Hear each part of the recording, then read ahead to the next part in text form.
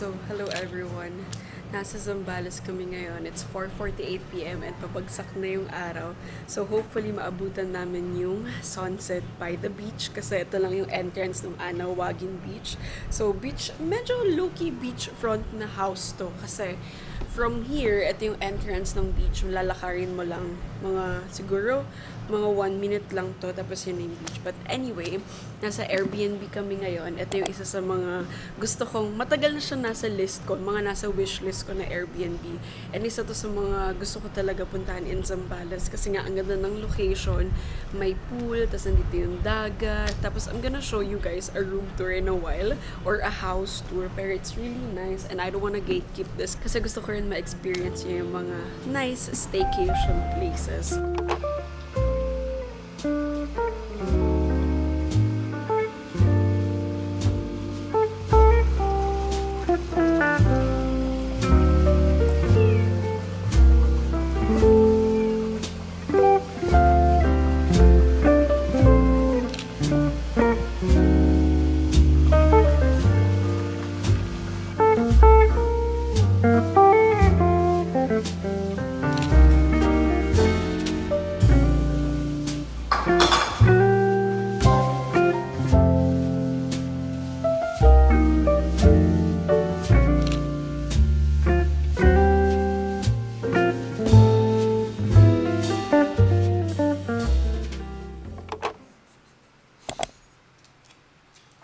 Good morning, friends. I'm gonna be opening a package na in-order ko nung sale ng Lazada nung 3/3. And super excited ako dito kasi this is for Deuce. Ta-da! It's this one. It's from the brand Z-Dog. Wala ko ng color black kasi feeling ko bagay kay Deuce yung color black. Gawin natin kay Deuce to. And papakita ko sa inyo kung gaano kahirap suotan ng leash si Deuce kasi feeling niya lahat ng binibigay ko sa kanya laruan. So lahat kinakagat niya. So feeling ko kakagatin niya to. And usually challenge siya kapag nilalagyan ko siya ng leash. Can I try it to you? Okay. No, no, no, no. Look at me. Look at mommy. Okay? Look at mommy. No, no, no. Sit. Touch. High five. Good boy. Come here. Sit. Good boy. I'll just try it on you. Good boy. No! No! No! No! No! Mama, I'll just try it on you. Ah! Good boy! Good boy! Oh! Good boy! Ay! Ay! Ay! He wants... Oh! He likes leash now.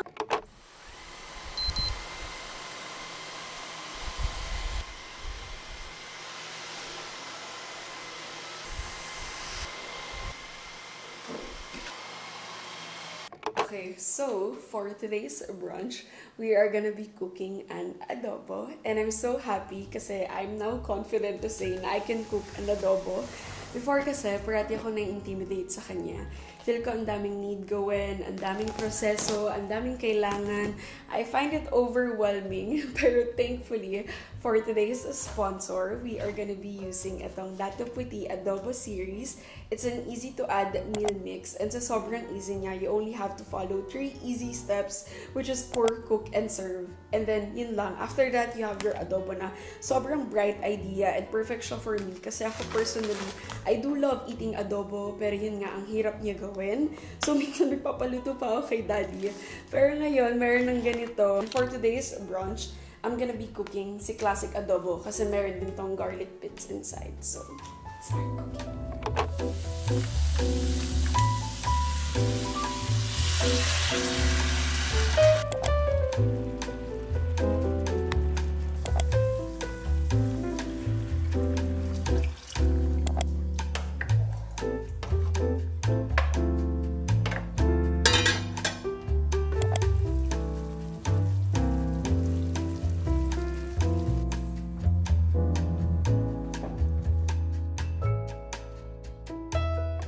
Okay, so, tada! I have my adobo na. Ganun lang siya kabilis gawin. 3 steps lang, and then, voila, you have it. But anyway, let's do a taste test.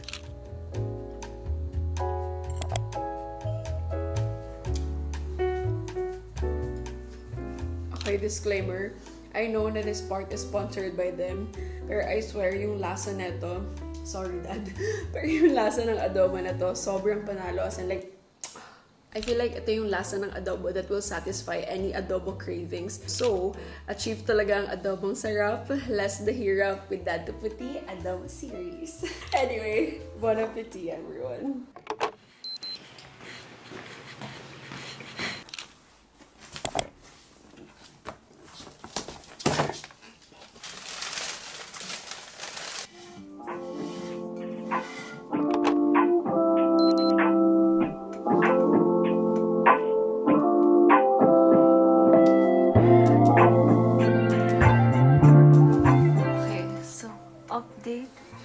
It's sleeping time, and usually before ako matulog, dun lang ako nagsischeduling or nagpa-planning ng araw ko.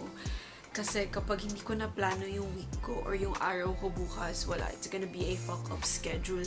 So parati ko siyang kailangan i-plan every night before I sleep.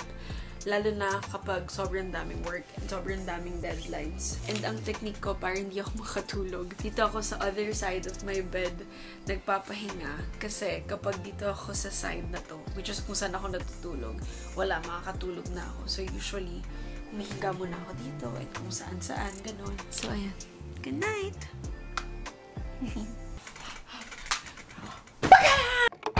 Yeah. Okay, dali na.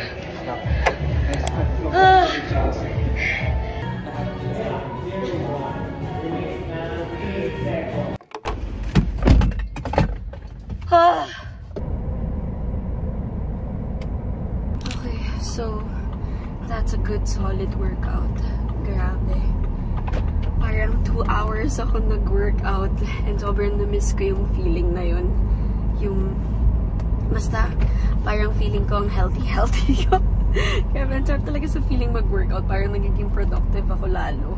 So, ayan. Anyway, I'm going back home na and baka magluto ako ng lunch ko. Siguro, I'll cook na lang ulit yung adobo kasi sobrang dali lang lutuin nun.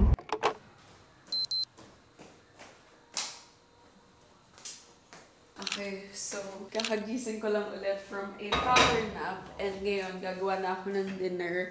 Kasi sobrang pagod na pagod ako kanina. So, feeling ko susuko na yung katawan ko. So, I decided na mag-power nap na lang muna. But anyway, for dinner, feel ko, eto na lang. Feel ko dito na lang ako asa the whole week. Kasi sobrang dali niya lang gawin. And I have to leave din agad kasi tonight, pa-despedida yung friend ko kasi alis na ulit siya. Babalik na siya ng Australia. So, kikitain ko lang siya. Pero before that, I have to cook dinner muna para may laman yung tiyan ko. And I guess, I'm gonna be making this one na lang ulit.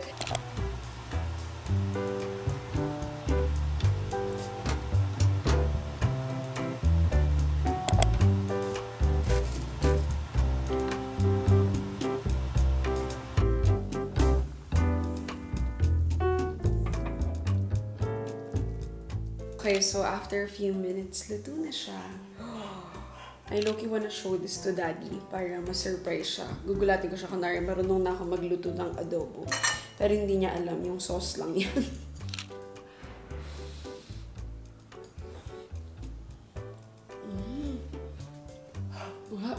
So, first time ko makatikim ng pininyahang adobo. And ganito pala yung lasa niya. Parang matamis na, I don't know, kasi usually pag adobo, classic adobo lang yung alam ko na lasa. Pero ang sarap din pala ng pininyahang adobo. So, bon appetit.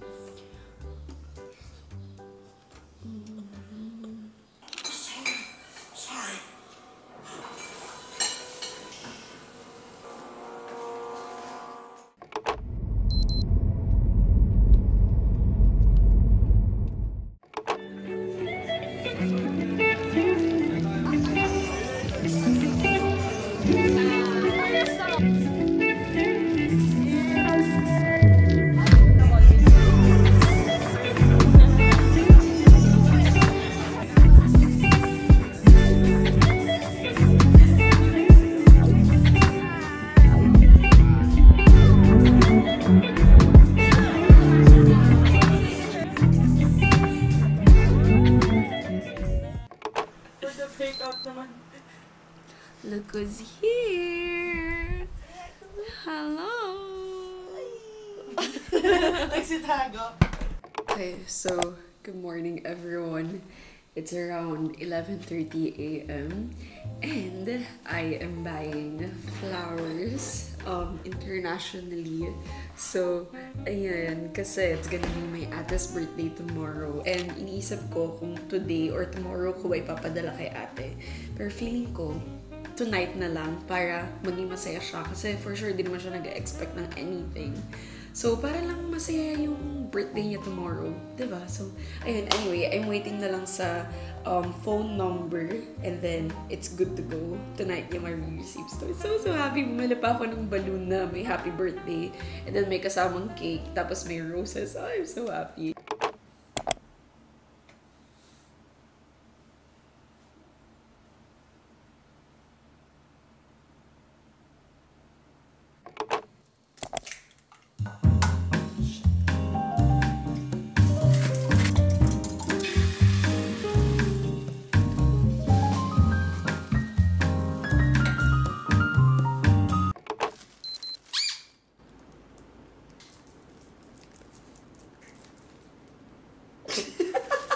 Okay, so we have a new package for Deuce. Bitch! Mga chew toy yung binili ko sa kanya kasi mahilig pa siya maggat-ngat. Kasi si Deuce, puppy pa siya. Wala pa siyang 1-year-old.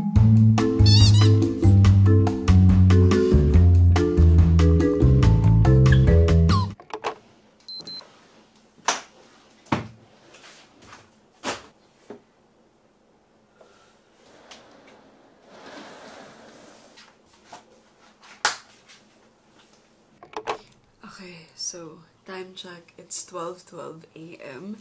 and I'm currently editing a vlog. Pero ayaw na gumana ng creativeness ng utak ko or yung creative side ng utak ko. So naghahanap lang ako ng distraction. And yung naisip kong distraction ay magtsikahan with you guys.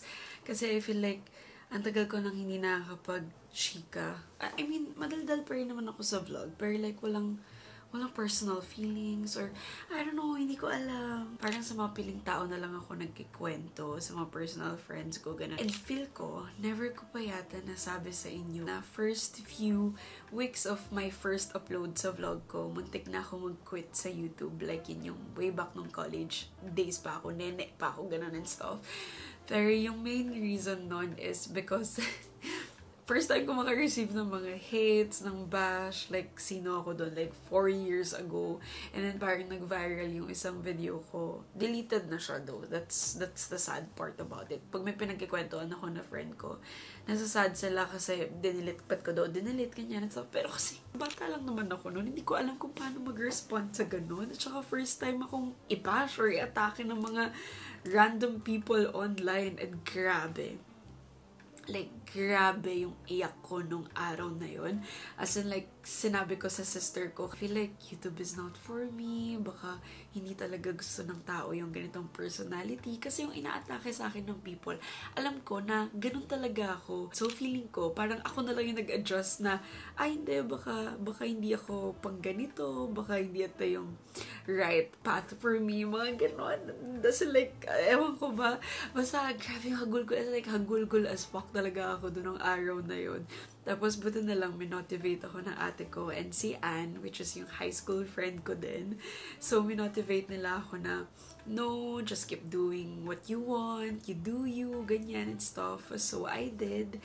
And then, after what, 5 years or 4 to 5 years, di ko alam kung ilang years ako nag-YouTube, pero this is where I am right now. I'm so emotional right now. Feeling ko kasi PMS na to.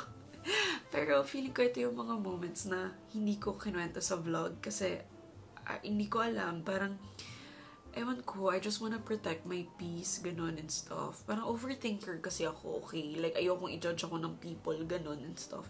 Pero I feel like ito yung mga moments na feel ko makakapag-inspire sa other people. Naalala ko pa, yung pag-edit ko nun, hinahiram ko lang yung laptop ng brother ko. Tapos, nasira ko yung laptop niya kasi dinadala ko talaga siya anywhere. Tapos, sobrang bigat ng laptop na yun, as in. Tapos, ang ginawa kong way para makapag-edit ng vlog kasi like, porsigido talaga ako nun to upload, ganyan. Pag gusto mo talaga yung ginagawa mo, parang wala kang excuses to not do it. So, nung moments na yun, talagang sa sobrang porsigido ko, yung laptop ng kuya ko, sinaksak ko ng HDMI sa TV namin. So, imagine nyo, parang ito yung malaking TV. Tapos, ayan, nag-edit ako ng ganyan. Tapos, ito lang yung gumagana sa akin para lang may ma-upload ako for that day. And I still remember parang clothing try-on haul yata yung ini-edit ko nung mga time na yun. So, ayun, wala. Yan yung ang saya-saya lang pag binabalikan ko yung mga moments na yun. Pero minsan, sa mga friends ko lang yun kinikwento kasi sila yung mga kasama ko during those moments. Parang naisip ko lang na, naalala mo ba ng ganito, ganyan, dati pangarap ko lang to ngayon. So parang wala, ang saya-saya lang. Let me know, ang dami kong kwento, as in, minsan yung mga friends ko lang, ulit-ulit lang yung kinikwento ko sa kanila. Feeling ko kabisado na nila yung kwento. Pero ayun, let me know kung gusto niyo magkwento pa ako. Pero feeling ko kasi, I'm sharing too much. As a Libra, I can't. Anyway, ayun, na-distract na ako. I feel like kaya ko na ulit mag-edit. So, good night!